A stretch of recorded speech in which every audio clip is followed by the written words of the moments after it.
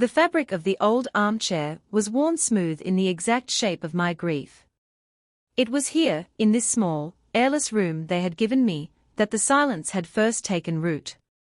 It had been 5 years since my husband Mark passed, and 5 years since a full sentence had passed my lips in the presence of my son.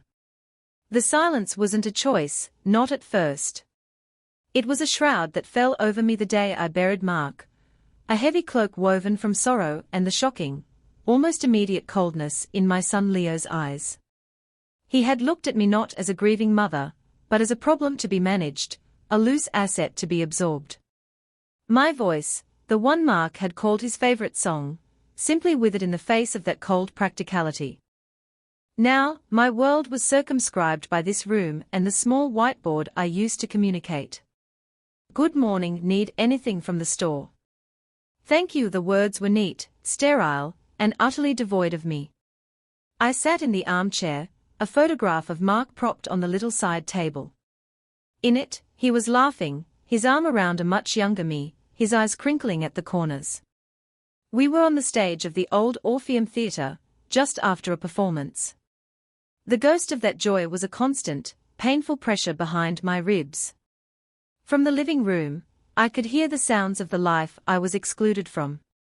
Chloe, my daughter-in-law, was on a video call, her voice a sharp, brittle performance of corporate confidence.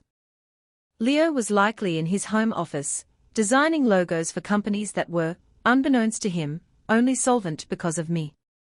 Their life was a carefully curated Instagram feed of success, and I was the unfiltered, inconvenient reality they kept hidden away in a back room.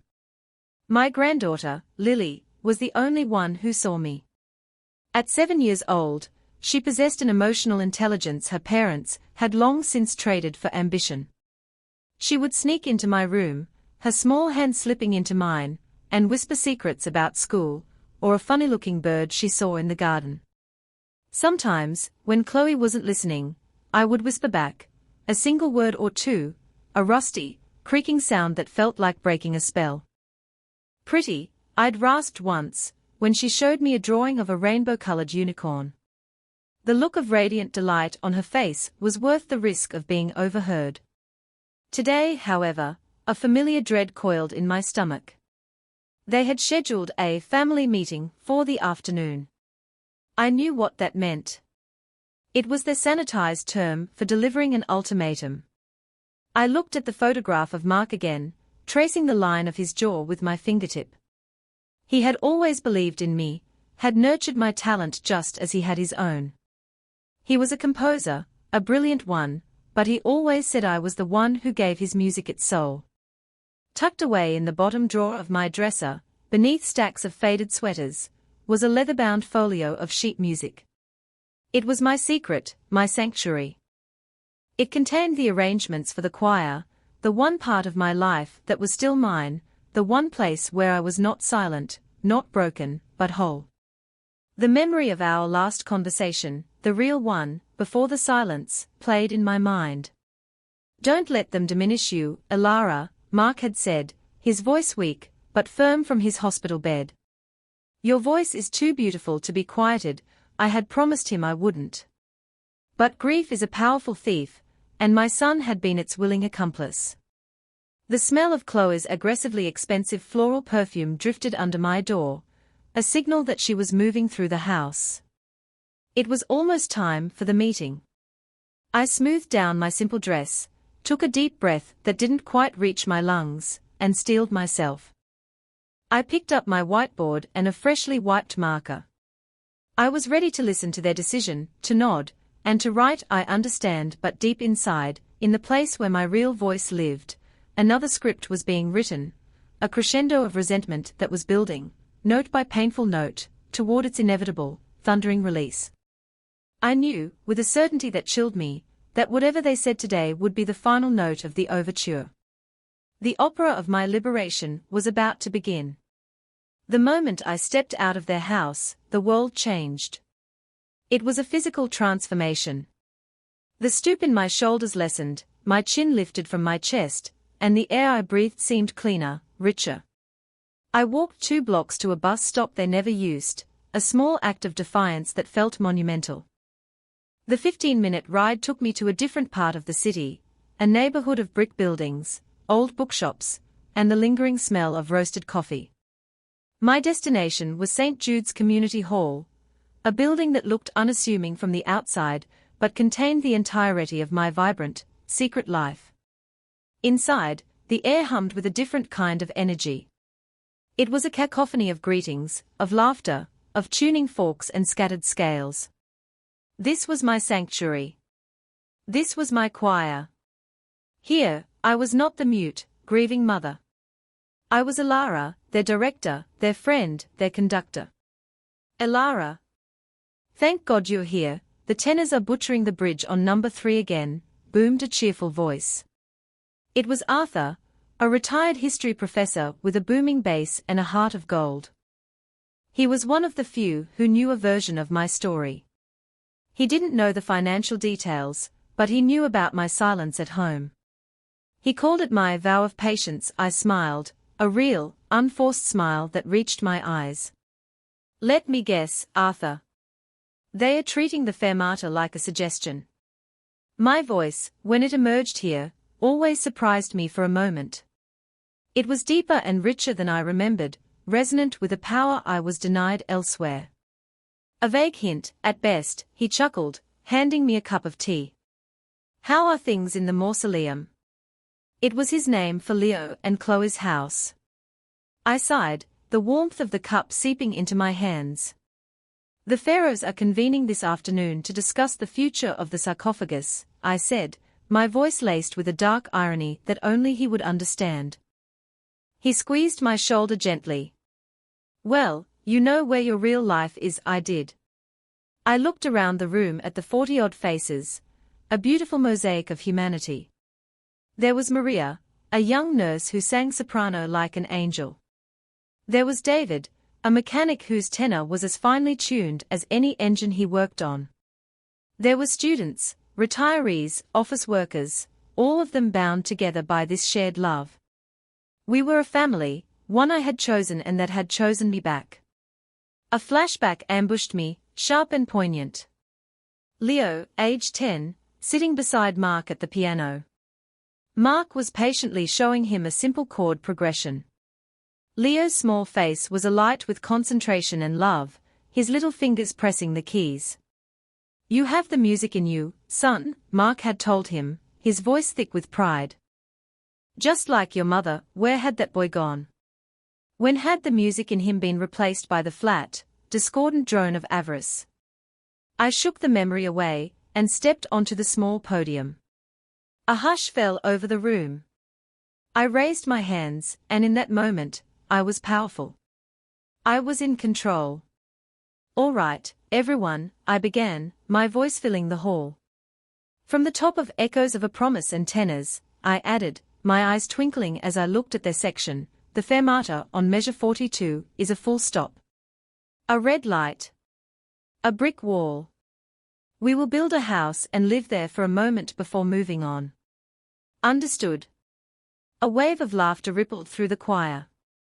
We began. The music swelled, a magnificent tapestry of sound that I wove with my hands. Each gesture, each subtle cue, was a word, a sentence, a declaration of intent. This was my true language. Here, I was not just heard, I was understood. Here, my silence was not a weakness but a canvas, a space between the notes that gave the music its meaning. As they sang, I thought of the piece Mark had written for me years ago, the one tucked away at the bottom of the folio. He'd called it Uncaged. I had never performed it. It felt too personal, too raw. But as the choir's voices soared around me, a new thought began to form. Perhaps its time had come. Perhaps it was time for everyone, especially Leo, to finally hear it. The rehearsal was a balm to my soul, but as it ended and I prepared to take the bus back to the silent house, the familiar weight began to settle on my shoulders again. I was Cinderella, and the clock was about to strike. My chariot was turning back into a pumpkin, and the grand hall was shrinking back into that small, lonely room. Back in my room, the brief euphoria of the choir practice had evaporated, leaving behind the cold residue of my reality. I opened my laptop, the quiet clicks of the keyboard the only sound breaking the silence. This was my other secret life, the one lived in spreadsheets and secure banking portals. Mark hadn't just left me with memories and sheet music. He had left me with a meticulously managed portfolio of investments, and, most significantly, the full royalties to his entire musical catalogue. His compositions were more successful posthumously than he ever could have imagined, used in films, advertisements, and sampled by popular artists. The income was substantial, a river of gold that flowed silently into my accounts. And from my accounts, a significant tributary flowed directly into the floundering enterprise known as Leo Designs. I navigated to the banking website, my fingers moving with practiced ease. There it was, the monthly transfer. $7,500. Every month. For the last 4 years. The memo line was always the same, from Mark Evans' Trust. It was a lie, of course, a fiction I had constructed to spare his pride. There was no trust for him. Mark had been deeply disappointed in Leo's entitled attitude long before he passed away. He'd left everything to me, trusting me to be a responsible steward. My stewardship had extended to propping up my son's entire life. I clicked on a separate folder bookmarked receipts. It wasn't a folder of actual receipts, but a mental and digital one. I scrolled through the archives. There was the down payment for their house, a gift from the trust, $175,000. There was the loan for Chloe's luxury SUV, paid off in a single transaction. $62,000. Vacations to Bali, designer clothes, $500 haircuts for Chloe, weekly meal delivery services that cost more than my entire monthly budget. I tracked it all. It was a morbid hobby, a way of cataloguing the depth of their obliviousness. The total, so far, was staggering. Just over $1.4 million. My internal monologue was a bitter, running commentary. They complained about the rising cost of organic kale while I, their silent benefactor, ate microwaved soup in my room. They discussed upgrading their quartz countertops while I sat on a chair whose springs were shot. They gave me an allowance of $400 a month, my own money, funneled back to me in pathetic, condescending drips. For my personal needs the hypocrisy was so profound it was almost art. Last week, I had overheard Chloe on the phone, complaining about me to a friend. It's just such a drain, you know. The emotional labor. And having to budget for her things. It's a constant stress. The memory of her words made my fingers pause on the keyboard. A cold, clear anger, sharp as shattered glass, cut through the fog of my resentment. A drain. A stress. I looked at the numbers on the screen, the endless river of my money flowing into their curated life. I thought of the choir, the pure joy of creation, the community. And I thought of the family meeting that was now only an hour away. They were about to sever the last frayed thread of my affection. They just had no idea that thread was a utility cable powering their entire world. The irony was a dark, humorless joke that only I understood. They thought they were the caretakers, generously housing their poor, mute mother. The truth was, I was the one housing them. They lived in my house, drove my cars, and ate my food. They just didn't know it yet. I closed the laptop. The numbers were burned into my memory. 14 million. It wasn't just money. It was 14 million pieces of evidence. It was the price of their disrespect. And the bill was about to come due. The knock on my door was soft, almost apologetic, a stark contrast to the purpose behind it. It was Leo. Mom? Can you come into the living room? Chloe and I need to talk with you. His voice was strained with a false gentleness that grated on my nerves. I stood up, grabbing my whiteboard and marker, the modern-day equivalent of a condemned prisoner's final meal. I walked into the living room, a space that always felt like a showroom. Everything was white or grey or chrome, immaculately clean and utterly devoid of warmth. Chloe was perched on the edge of the sofa, her hands clasped tightly in her lap, a posture of feigned sincerity. Leo gestured for me to sit in the single armchair across from them, creating a sense of an interview panel. I sat, placing the whiteboard in my lap, my face a carefully constructed mask of neutral expectation. "Mom," Leo began, leaning forward, his elbows on his knees. "This is hard for us. Really hard. We love you so much," the lie hung in the sterile air between us. "But we've been worried about you. You're so isolated here." "It's not healthy," Chloe chimed in, her voice dripping with practiced empathy. "We just want what's best for you, Alara. We want you to be somewhere with professionals, with activities. Somewhere you can be properly cared for." I stared at them, my expression unchanging. Inside, a bitter laugh echoed in the chambers of my mind. Activities. Professionals. They were packaging my eviction as a wellness retreat. Leo cleared his throat, unable to meet my gaze for more than a second. "We found a place. A wonderful place. It's called Serenity Meadows. It has a lovely garden, and the staff are all trained in, well, in situations like yours, situations like mine." The phrase was so dismissive, so clinical. It stripped me of all personhood. I remained silent, my hands still in my lap. My stillness unnerved them. They were expecting tears, or at least some form of visible distress they could manage. My utter lack of reaction threw their script off balance. "The thing is," Chloe said, her voice becoming a little more brisk, "a spot has opened up, and we had to act fast. So we went ahead and put down the deposit for you." My eyes flickered, the only sign of my internal turmoil. Leo saw it and rushed to fill the silence. "We used your monthly allowance, of course. We've been saving it up for you. For this. We wanted to make sure you had a little nest egg for the transition." This was it. The final, breathtaking act of cruelty and deceit. They were taking my money, the pittance they doled out from my own fortune, and using it to imprison me in a place of their choosing, all while framing it as an act of profound generosity.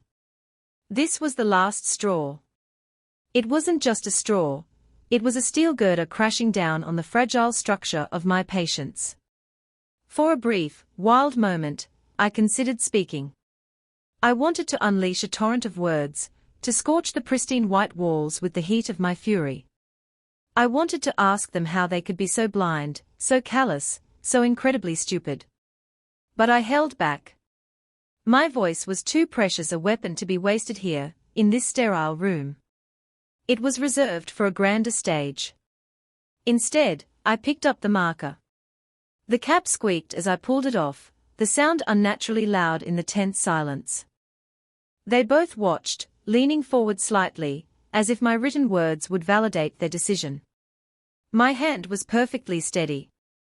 I wrote 2 words on the board. Then I held it up for them to see. It said, "Thank you." The relief that washed over their faces was instantaneous and sickening. Leo let out a long breath. Chloe managed a watery smile.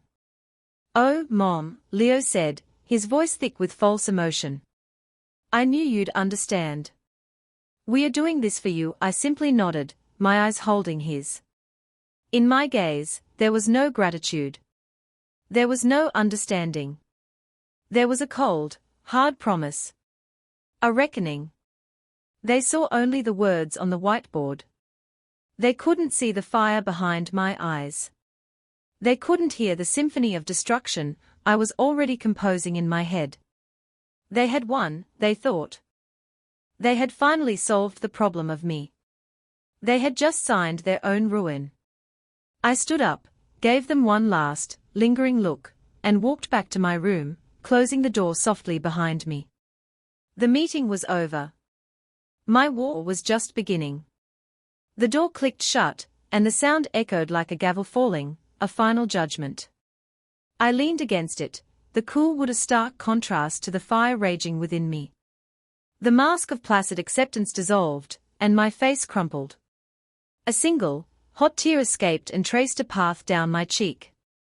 It wasn't a tear of sadness. It was a tear of pure, undiluted rage. Serenity Meadows. I had already looked it up after finding a brochure in Leo's desk recycling a week ago. The online reviews were a horror story of neglect, understaffing, and the pervasive smell of despair. That was their wonderful place for me. That was the measure of their love. I walked over to the window and looked out at the manicured lawn, a perfect green carpet they paid a fortune to maintain. My fortune. For years, I had allowed my grief and their calculated neglect to shrink my world down to the size of this room. I had become a ghost in my own life, haunting the periphery of their grand performance. I had mistaken my silence for peace, my passivity for patience. No more. The thought was a clarion call. No more. I looked at the photograph of Mark. His smiling eyes seemed to find mine, and I could almost hear his voice, not weak from illness, but strong and full of life as I remembered it. Don't let them diminish you, Elara. He hadn't meant just my voice. He had meant my spirit, my intelligence, my power. And I had let them. I had let them diminish me to a whiteboard and a monthly allowance.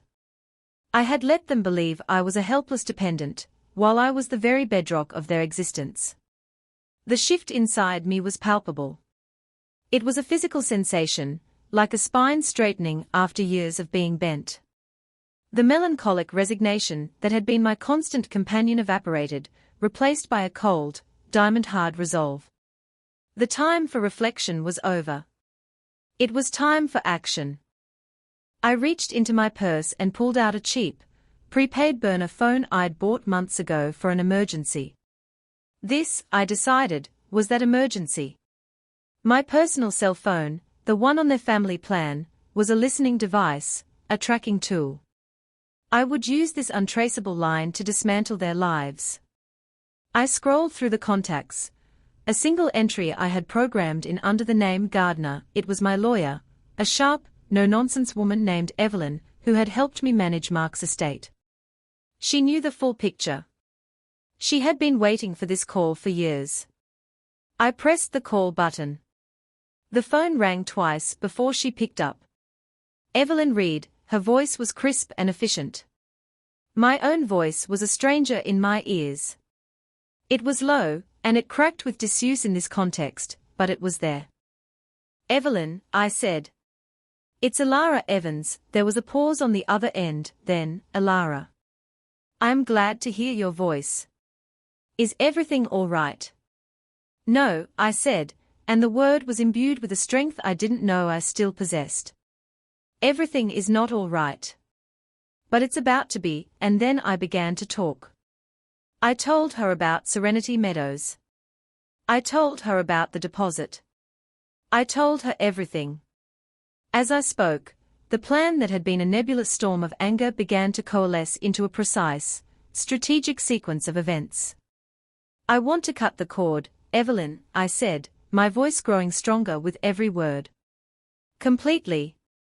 I want to liquidate the assets he has access to. I want to close the trust account. I want to change my will. I want to disappear. Evelyn was silent for a moment, and I could picture her on the other end, a small, knowing smile on her face. Consider it done, Elara, she said, a new energy in her voice. The Mark Evans Trust was always a revocable living trust, controlled entirely by you. We can dissolve it with an email.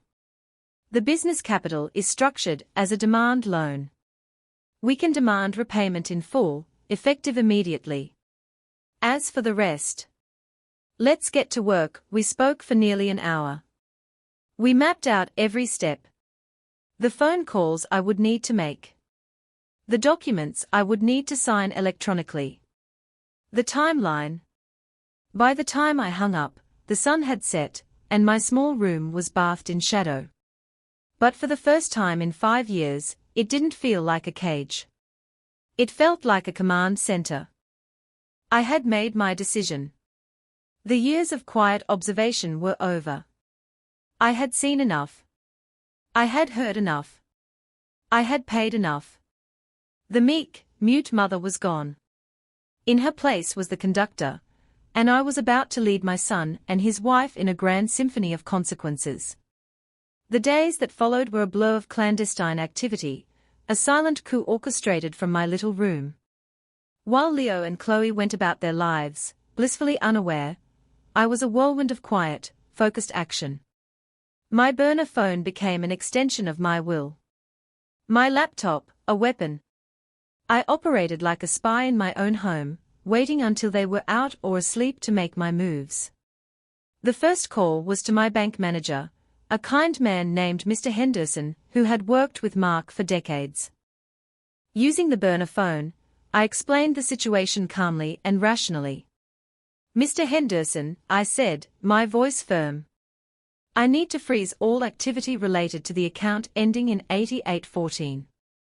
That is the account for the Mark Evans Trust. I am the sole trustee, and I am dissolving it, effective immediately." I could hear the surprise in his voice, but he was a professional. "Of course, Mrs. Evans. I have the documents right here. I'll just need you to answer a few security questions." After verifying my identity, he put a hold on everything. "And the monthly automatic transfer of $7,500 to Leo Designs LLC, he asked. "Cancel it," I said, the words tasting like victory. Permanently. Next came the emails. Guided by Evelyn, I drafted and sent a series of digital missives that were as effective as cannonballs. The first was to the financial institution holding the note for Leo's business. It was a formal demand for immediate repayment of the $200,000 loan I had personally guaranteed and had been secretly paying the interest on. The second was to the management of their luxury apartment building, informing them that as the guarantor of their lease, I was retracting my guarantee at the end of the current term, which was in 60 days. The most satisfying task was setting up my own, new life. I spent hours online, not looking at bleak nursing homes, but at beautiful, sunlit apartments in a coastal town 3 hours away. A place they would never think to look for me. I found a perfect one, with a balcony overlooking the ocean. I signed the lease digitally, and paid the first 6 months' rent in advance. I arranged for movers, a discreet company Evelyn recommended, to come on the day of the concert. They would pack my few personal belongings, the boxes of Mark's music, and my secret folio. The rest could be left behind. It was all just stuff I had paid for but held no attachment to. During this time, I maintained my silent facade at home. I nodded, I wrote on my whiteboard, I ate my solitary meals. The contrast between my meek outward appearance and the powerful, decisive actions I was taking was a source of dark, private satisfaction. Chloe would sometimes comment on how peaceful I seemed. "I think she's accepted it," she told Leo one evening, their voices floating down the hall. "It's a relief she's not fighting us on it." The irony was so thick I could have choked on it. I wasn't fighting them. A fight implies a contest between equals. This was not a fight. This was a demolition. I was methodically removing the foundations of their life, brick by brick, and they were living on the top floor, praising the lovely weather. Each cancelled transfer, each legal notice sent, was a note in my symphony of reckoning. I was severing every financial and legal tie that bound me to them. I was meticulously erasing myself from their lives, but only after ensuring they would feel the full weight of my absence. The feeling was not one of malice, but of profound, cleansing justice. It was the feeling of balancing a scale that had been tipped for far too long. I was reclaiming my name, my fortune, and my future. They had tried to write the final chapter of my life. They thought they were sending me to a quiet, lonely end. They had no idea I was the author of the entire story, and I was just about to write them out of it. The flyer was innocuous, printed on cheap, cream-colored paper. The St. Jude's Community Choir presents An Evening of Hope. A charity concert for the Children's Hospital. Lily found it pinned to the corkboard at the public library, nestled between an ad for cat-sitting services and a yoga class schedule. She was there for story time, a weekly ritual Chloe begrudgingly fulfilled. While other children were clamoring for books about dragons, Lily's eyes were drawn to the small, unassuming flyer. It wasn't the promise of a charity concert that caught her attention. It was the name of the choir director listed at the bottom, Elara Evans. It was her grandmother's name. For weeks, Lily had been living under a cloud of sadness. She knew her grandmother was being sent away. She'd heard her parents talking in hushed, serious tones. The word meadows sounded nice, but the look on their faces when they said it wasn't nice at all. It was the same look they got when the car made a funny noise. A problem to be fixed. She loved her grandma. She loved her quiet presence, the way her eyes would light up when Lily showed her a drawing, the secret, scratchy whispers that were just for her. The thought of her being gone left a hollow ache in her small chest. She carefully unpinned the flyer, folded it into a small square, and tucked it into the pocket of her unicorn jacket. It felt like a secret map, a clue to a part of her grandmother she didn't know. That evening, she launched her campaign. She approached her parents during dinner, a time when they were usually distracted by their phones. "Can we go to a concert?" she asked, her voice small but determined. Leo grunted without looking up from an email. "Not right now, sweetie. Dad is busy. It's for charity," Lily pressed, pulling the crumpled flyer from her pocket. "For the Children's Hospital. My friend from school, Maya, her mom is singing in it. She said I had to come." It was a brilliant, childish lie, woven from desperation and love. Chloe finally looked up, a flicker of interest in her eyes. A charity concert for the Children's Hospital was good social currency. It was the sort of thing she could casually mention on her next video call. It was a status-enhancing activity. "Well, that's very thoughtful of you, Lily," Chloe said, taking the flyer. She glanced at it. St. Jude's Community Choir. Never heard of them. She looked at the date. It was Saturday night, the day before the movers were scheduled to take me to Serenity Meadows. "I suppose we could go," she said, looking at Leo. "It would be a nice family outing before." "You know," Leo finally pocketed his phone. The idea seemed to appeal to his sense of magnanimous closure.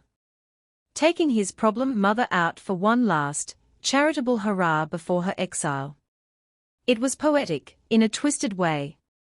"All right, fine," he sighed, as if bestowing a great gift. "We'll go. It'll be boring, but it's for a good cause." Lily beamed, a genuine, heartfelt smile. Her plan had worked. She would get to see her grandmother one more time, even if her grandma was just in the audience with them. She had no idea how right, and how wrong, she was. Meanwhile, at the final rehearsal, the air in St. Jude's Hall was electric. The performance was sold out. My choir was polished, their voices blending into a seamless, powerful whole. I felt a calm I hadn't felt in years. Everything was in place. The legal notices had been sent. The bank accounts were frozen. The movers were confirmed. My new apartment was waiting. This concert wasn't just a performance, it was a declaration. It was my farewell address and my inaugural speech, all in one. I ran them through uncaged one last time. The music swelled around me, the lyrics a raw and honest testament to resilience. The silence held a million keys, but fear had locked the door. "You thought the quiet was my peace and not the calm before the war," as they sang. I thought of Leo and Chloe, reluctantly dressing for an evening they thought was about them, about their charity, their social standing. The dramatic irony was so potent, it was almost a physical presence in the room. They were willingly walking into the theater of their own undoing. They thought they were the audience. They were about to become the spectacle. The auditorium was older, grander than I remembered, with faded velvet seats and ornate gold leaf peeling from the plaster cherubs on the ceiling. It was a place full of ghosts for me, ghosts of past performances with Mark, of shared triumphs and thunderous applause. Tonight, it would be the stage for a different kind of performance. Backstage, my choir buzzed with a nervous, joyful energy. I, however, was an island of pure, focused calm. I adjusted the collar of my simple, elegant black dress, the same one I'd worn to Mark's funeral. Tonight, I was reclaiming it. It would no longer be a garment of grief, but one of strength. Out in the audience, Leo, Chloe, and Lily found their seats. They were in the 10th row, center aisle. Perfect. Leo was already sighing, fidgeting with his phone. Can't believe I'm missing the game for this, he muttered to Chloe. It's for a good cause, Leo, she replied, a little too loudly, for the benefit of the people sitting nearby. And it's good for Lily, she smoothed down her designer dress, her gaze sweeping the room with a critical eye. Lily was vibrating with excitement, her eyes scanning the stage, then the crowd, looking for me. The house lights dimmed. A respectful hush fell over the audience. Leo pocketed his phone with a final, exasperated sigh. The choir filed onto the risers, their black outfits a stark contrast to the warm stage lights. Then, from the wings, I emerged. The applause was polite, welcoming. I walked to the conductor's podium, my heart a steady, rhythmic drum. I didn't scan the audience. I didn't need to. I could feel their presence. I could feel the precise moment their world tilted on its axis. I could imagine Chloe squinting, nudging Leo. Is that? Leo would be leaning forward, his face a mask of disbelief. No. It can't be, but it was. I gave a small, formal bow to the audience, then turned to my choir. I raised my hands. The opening chords of the first piece, a soaring, joyful anthem, filled the hall. For the first hour, I conducted. I poured every ounce of my being into the music, my hands shaping the sound, my body a conduit for the collective voice of 40 souls. With every crescendo, with every delicate pianissimo, I felt myself growing stronger, taller. I could feel their eyes on me, two pairs burning with confusion and a dawning, panicked horror. I imagined their whispered, frantic conversation. What is happening? How is this possible? She can't even talk. Then came the intermission. But I didn't leave the stage. The choir rearranged themselves behind me, and a single stool and microphone were placed at the front of the stage. Arthur stepped forward. Ladies and gentlemen, he announced, his deep voice resonating through the hall. Our director, Ilara Evans, will now perform a special solo piece. It is a song titled Uncaged, composed by her late husband, the brilliant Mark Evans. It has never before been performed in public. A ripple of anticipation went through the audience. I sat on the stool, the microphone cool beneath my fingers. I looked out into the darkness, and for the first time, I let my eyes find them. I saw the blood drained from Leo's face. I saw Chloe's hand clamped over her mouth. And I saw Lily, her little face illuminated by the stage lights, her eyes wide with pure, unadulterated wonder. A single piano note, played by our accompanist, hung in the air. And then, I began to sing. My voice, clear and strong, filled the auditorium. It was not the rusty whisper Lily knew, nor the silence Leo and Chloe had enforced. It was the voice Mark had loved, the voice I had hidden away. A cage of quiet, built for me with bars of faint concern. You locked the door, and threw away the key. A lesson you will learn. The lyrics were a direct indictment, a story told in melody. I sang of the silent years, of the veiled cruelty, of the strength found in solitude. You heard the silence, not the sound of a heart that beat for war. You thought my feet were bound to your cold and sterile floor. My gaze never left Leo's. I held him captive with my voice, just as he had held me captive with my grief.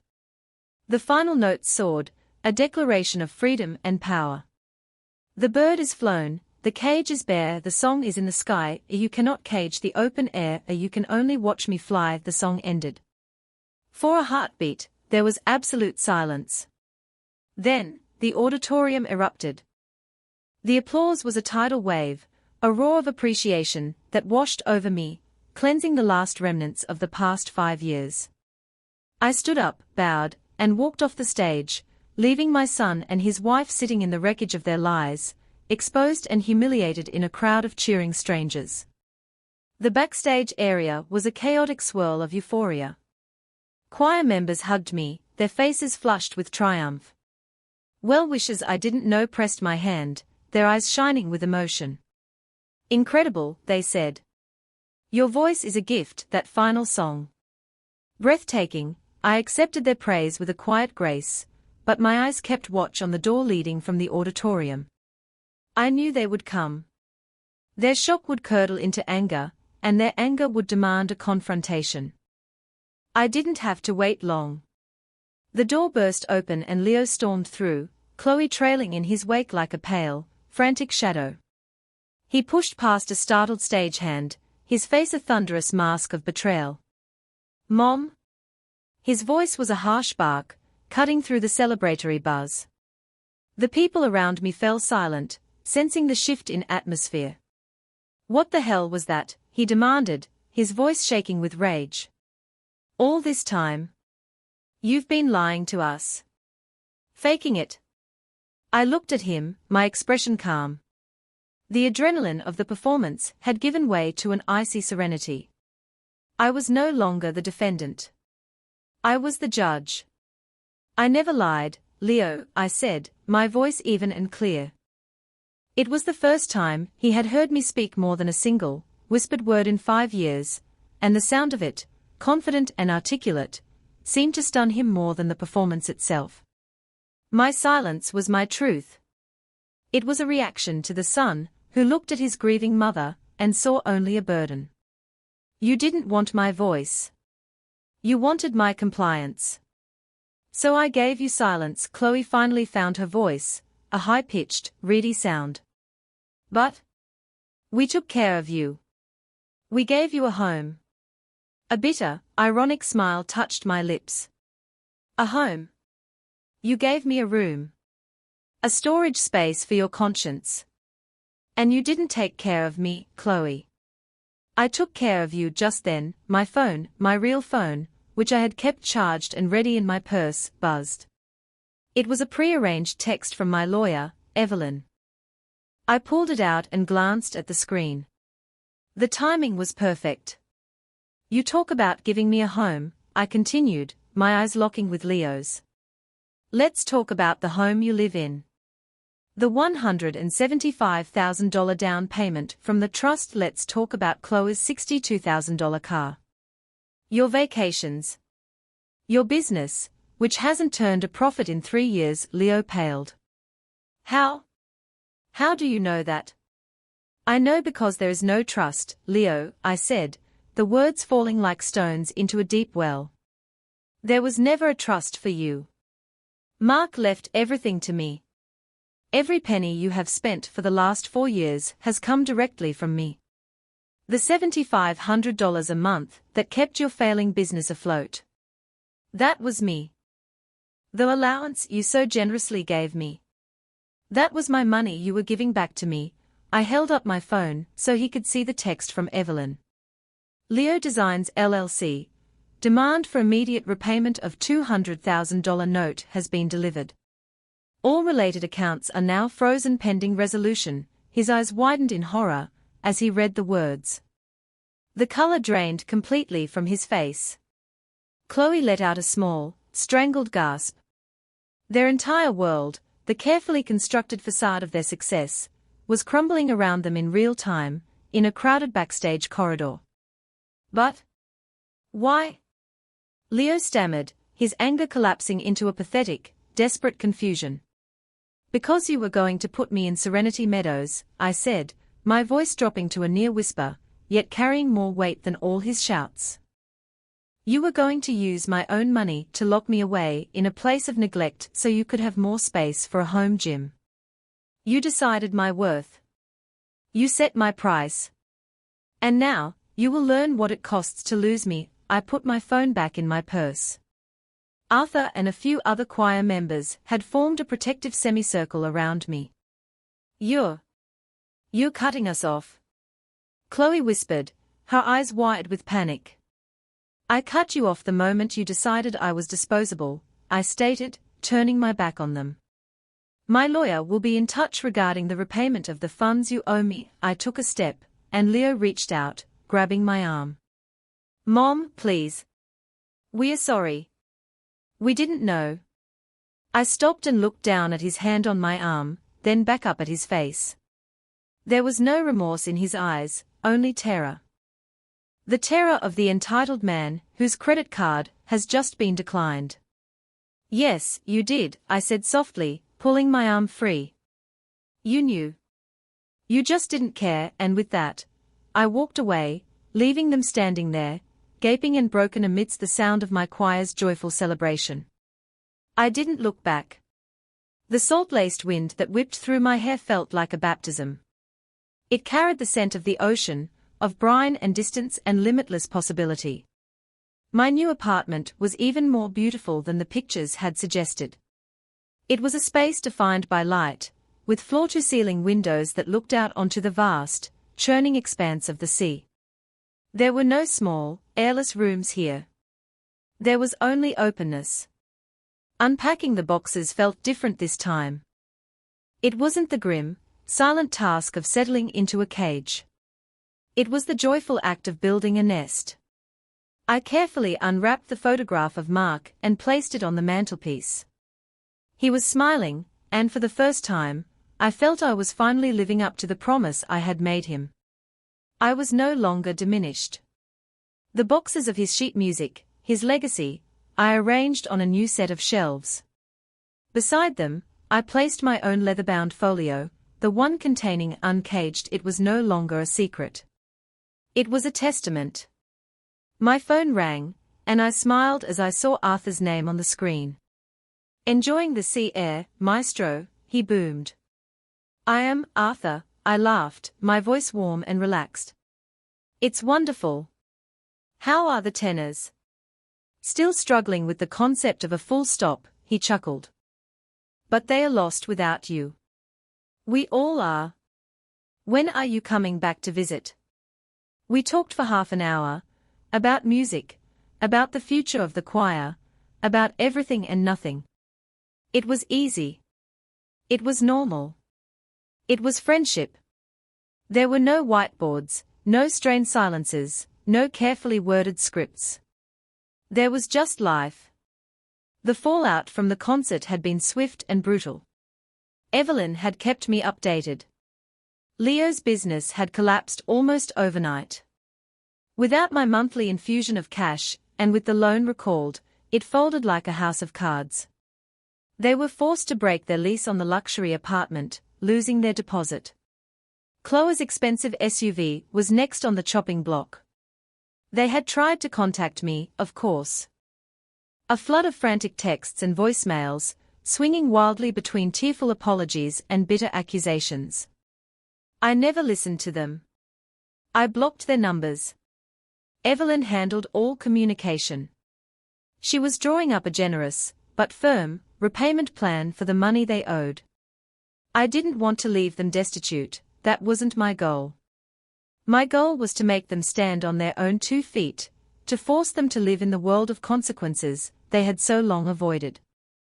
My liberation wasn't about revenge, it was about reclamation. It was about taking back the narrative of my own life. A few weeks after I moved in, the doorbell rang. My heart gave a little flutter of anticipation. I opened the door to see my granddaughter Lily standing there, her small backpack on, her face breaking into a huge smile when she saw me. Beside her stood a sober-looking woman from a child transport service I had arranged and paid for. After my initial contact with social services to ensure Lily's welfare was being monitored, I had, through Evelyn, arranged for regular, independent visits. Grandma! Lily cried, throwing her arms around my legs. I knelt and hugged her tightly, burying my face in her hair. Hello, my little songbird, I whispered, and this time, my voice was full and strong, meant for her to hear. We spent the day together. We didn't talk about her parents. We talked about starfish and sandcastles and the different kinds of clouds. We walked along the beach, her small hand tucked securely in mine. She told me about a new book she was reading, and I told her about a new piece of music I was thinking of arranging for the choir. Later, as we sat on my balcony watching the sunset paint the sky in hues of orange and pink, she looked at me with her startlingly perceptive eyes. "I'm glad you got your voice back, Grandma," she said quietly. I smiled, my heart full. "Me too, darling," I said, pulling her close. "Me too." I looked out at the endless horizon, where the sea met the sky. I had been silent for so long, trapped in a life someone else had designed for me. But the music had never truly left. It was just waiting for the right moment, the right song. I had found my voice, not just in the notes I sang, but in the life I was now choosing to lead. I was the conductor of my own symphony, and it was, at long last, a masterpiece of peace.